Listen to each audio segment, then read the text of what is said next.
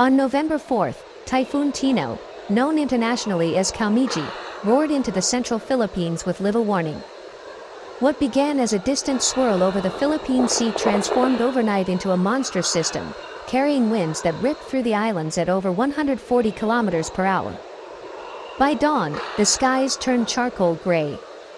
Torrential rain pounded rooftops, and the wind screamed through coconut groves like a living beast. In the coastal province of Southern Leyte, the storm made landfall under the cover of darkness, flattening homes and snapping power lines like twigs. Entire neighborhoods vanished beneath walls of water and debris.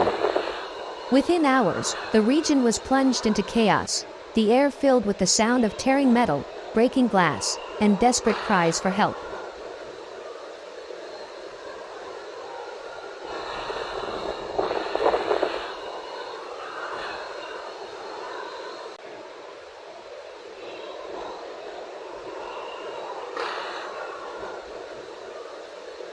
As Typhoon Tino moved west-northwest across the Visayas region, it carved a brutal path through Leyte, Samar, Bohol, and Cebu.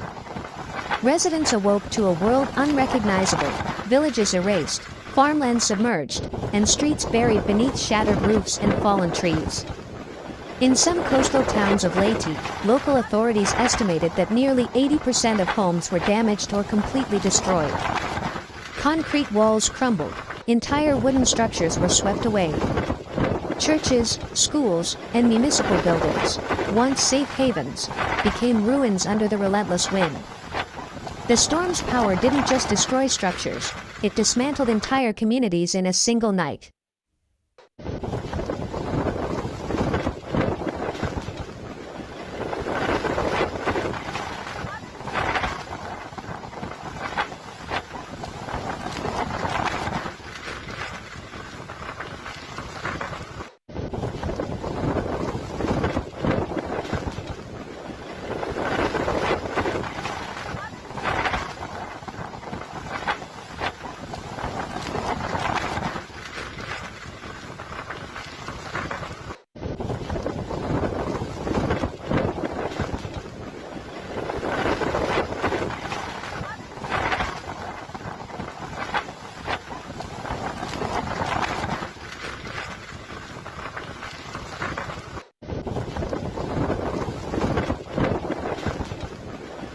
By mid-morning, the central Philippines was cut off from the world.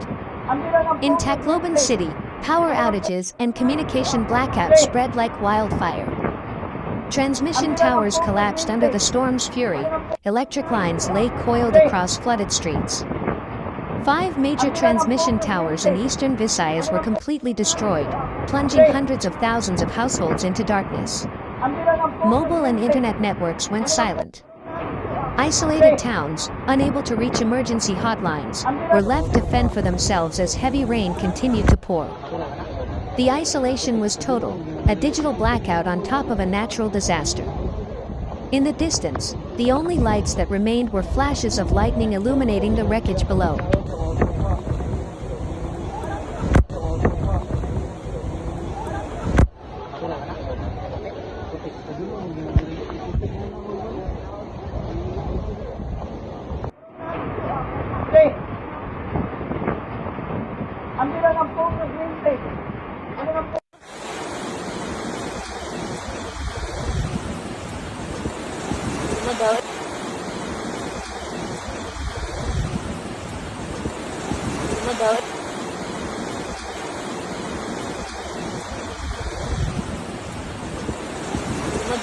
Across the islands of Bohol and Cebu, the storm brought more than just wind, it brought the sea itself.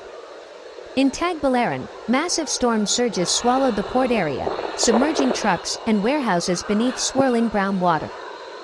Along Cebu's southern coast, waves as high as 3 meters breached seawalls, pushing deep into residential districts. Families climbed to rooftops, waiting for rescue boats as the tide kept rising.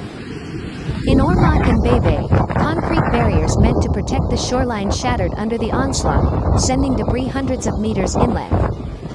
The ocean had reclaimed the land, and nature's power had never felt closer or more unforgiving.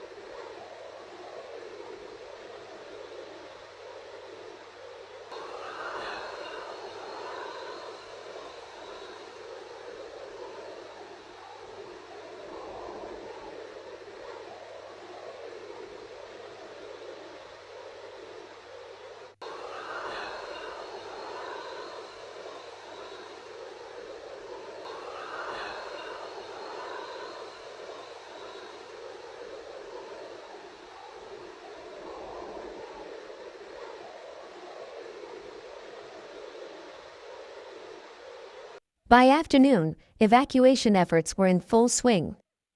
Over 150,000 residents fled coastal and flood-prone areas, carrying what little they could. Temporary shelters overflowed, classrooms, gymnasiums, and churches filled with families waiting for news, food, and hope. But many villages remained unreachable. Landslides and fallen trees blocked the roads. The Department of Social Welfare and Development distributed over 200,000 food packs, while military convoys and helicopters struggled to deliver aid. The scale of destruction was staggering. 17 provinces were affected, thousands displaced, and dozens of towns left without power, water, or means of communication. Tino was not just a storm, it was a national emergency. Mga card pero mga FI pwede og ilusog kayo ng dugay kay samot ang click na ang battery sa kuan ubos.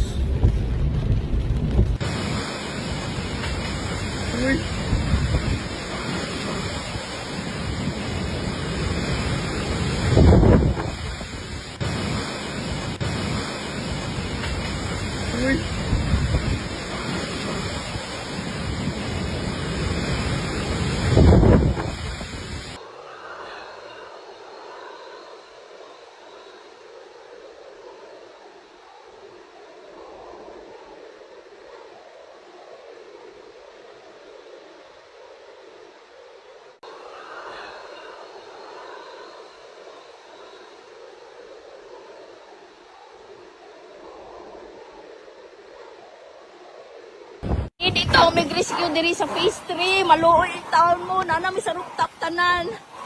Oh, ang mananga. Kanawa. Nangaanod na tanan, Lord. Naami diri. Rescue, please. Rescue. Roads, bridges, and markets lay in ruins. In Cebu City, glass-fronted towers lost entire walls of windows. Billboards and signage were shredded by gusts that turned the streets into tunnels of flying debris. In Ormoc, power substations were underwater. In Catbalogan, entire grids had collapsed. Engineers estimated it could take over a week to restore even partial electricity. The water supply, too, had been crippled. Without clean water, evacuation centers became breeding grounds for disease. The agricultural heartland suffered enormous losses, over 25,000 hectares of rice and corn fields destroyed, along with fisheries and poultry farms. For farmers, it wasn't just a lost harvest, it was a lost year.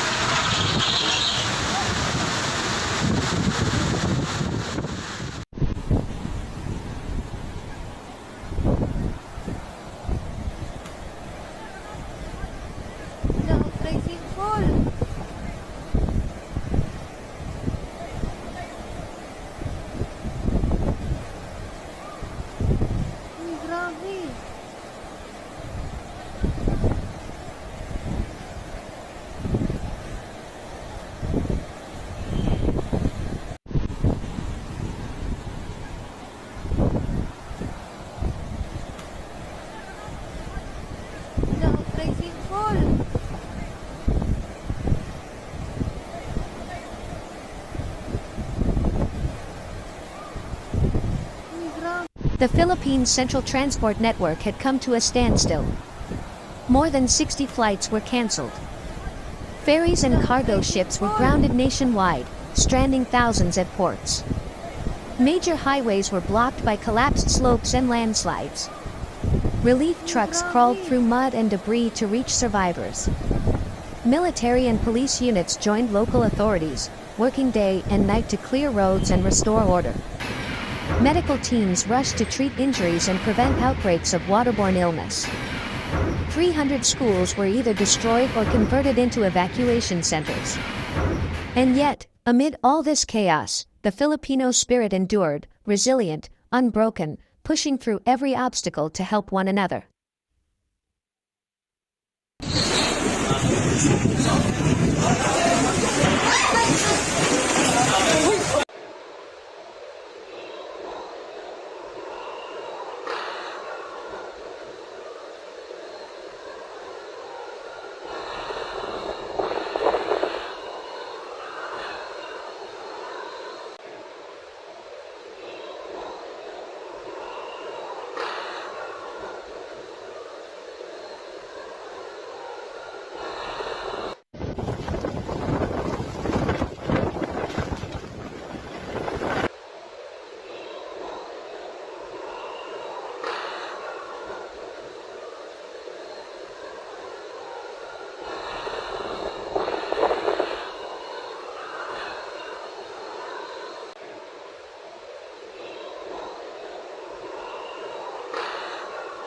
By the next morning, Typhoon Tino had weakened as it drifted toward the West Philippine Sea. But the damage was done. Over the next 24 hours, heavy rain continued to fall, as much as 200 millimeters in some provinces. Rivers swelled to critical levels, and dam operators monitored for possible releases to prevent further flooding. Environmental experts warned that deforestation and unregulated development had made such disasters even worse. Typhoon Tino was the 20th cyclone to hit the Philippines that year, a stark reminder of a changing climate and a vulnerable geography. As dawn broke over the Visayas, survivors emerged to streets choked with debris, homes reduced to rubble, and a silence that followed the storm's rage.